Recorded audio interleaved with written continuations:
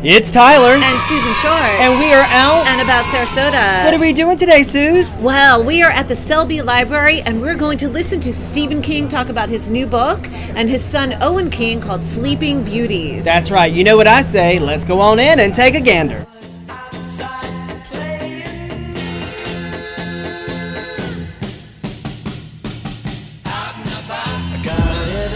All right, I'm here with Amy. How are you, Amy? I'm wonderful. How are you? So tell me, why are you here today? I'm here to see Stephen King. It's the first time ever I've got to see him in person. Okay. So how's this all work, Amy? Well, you had to send an email as part of a lottery kind of thing. Okay. And when you got the confirmation, then you bring the confirmation to Barnes & Noble, and there you pay for the book and get your special little wristband to get into the event. And then... Just curious, how much is the book? It was $25. Oh, wow.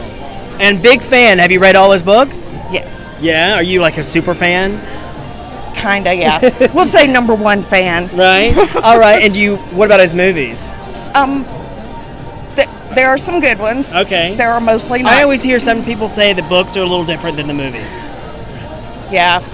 There's been some recent ones that have been pretty good. Right. But other than that, the movies they suck. Great. Well, thanks so much for talking to us, and good luck. Thank you so much. Oh, I am here with Bailey McGreevy. She is a Stephen King superfan. Is that right?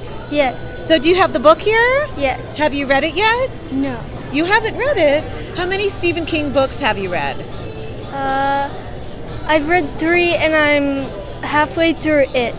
Oh, have you read the one that's based on Casey Key? The one that's based here? Oh, you have to read that one. I've read that one. Absolutely. So what's your favorite? End of Watch. End of Watch? Okay, so are you hoping to meet him tonight? Yes. Do you think he writes all of his books himself? No, he wrote this one with his son. Okay, well, I think it's starting, so we'll talk to you soon. Are you super excited? Yeah. Okay. To the stage, Selby Public Library.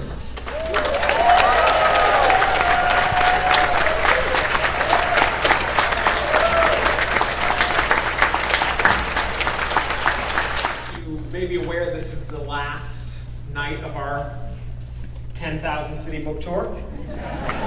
We're not at all anxious to get home, but we've had a lovely time, and we will try not to completely go through the motions for you guys. We'll try to do a good job.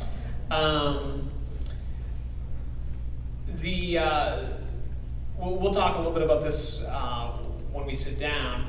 I should tell you what we do. We've been honing our act, and now we've got it down to a science for this last one. We each read just a little bit from the book, and then we ask each other some questions, and then we take a few questions from you guys, and everybody goes home and has a great night.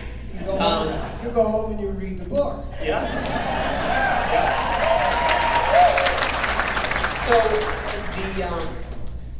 you may know a little bit about the premise of Sleeping Beauties, and it has to do with a pandemic that causes women to not wake up when they fall asleep, and they grow these cocoons before the news is spread. A mysterious woman named Evie appears at the door of a trailer in the middle of the woods in Appalachia, where 2 men have been cooking meth. And I'm going to read you a little bit about Evie's appearance at their doorstep, and it's told from the perspective of Tiffany Jones, who is a very unlucky character. She has a terrible drug problem. She has a very good heart. She eventually does some really important things in the book. But when we meet her, she's having a really tough time. If fell, you would probably be in the hospital. But, that's just the way that I think. We're all having a really good time right now, but sooner or later, you'll all be alone later tonight. It will be dark, and you will go to the bathroom and say, wasn't the shower curtain open? Not to plant ideas in your head. Anyway, okay, so you know what the story's about. Women are going to sleep at this point, and panic is sweeping the country. There's been a riot at the White House, and there is a News America control truck parked nearby so that they can do on-the-scene interviews. And one of our characters, Michaela, is ready to do her stand-up with one of the protesters who got gassed at the White House. So there's Michaela, there is her tech that's running a control board with the cameras, and there's this protester. And one of the things that excited me about the chance to do this book, once you start the idea that women are going to go to sleep, it raises all these questions about the man-woman relationship. You don't have to stand on your soapbox. All you have to do is tell the story, and these things occur naturally, so there's no preaching involved.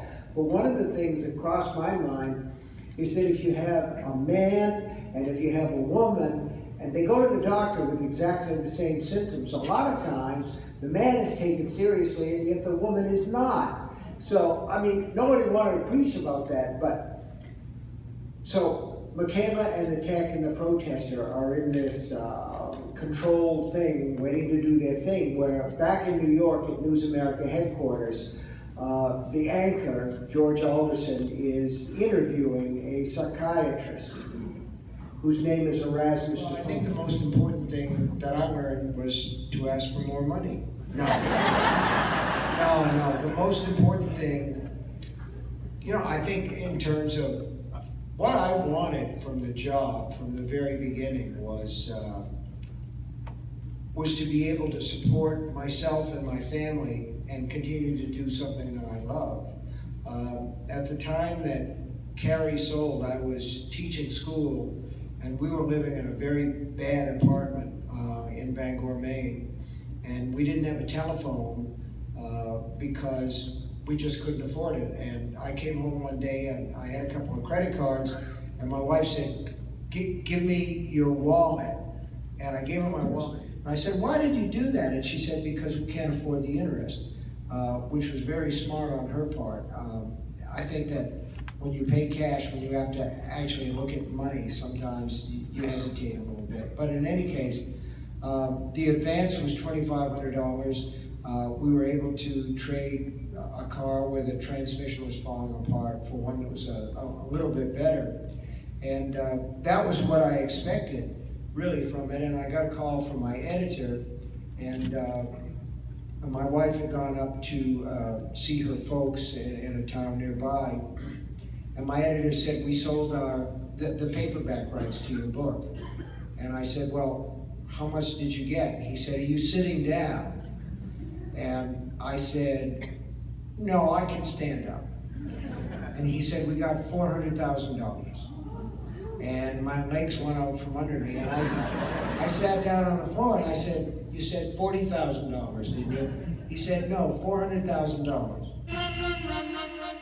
Watches, jewelry, repairs. Check out Silver City, 6539 Midnight Pass Road. I am here with Brian McGreevy of Sarasota Home Realty, and he is also a fantastic race car driver. So how are things going this year? Well, it's been an interesting year. Coming off of last year with 7 championships. Congratulations. Thank you. This year was a little bit more challenging. Okay. Have you started racing yet?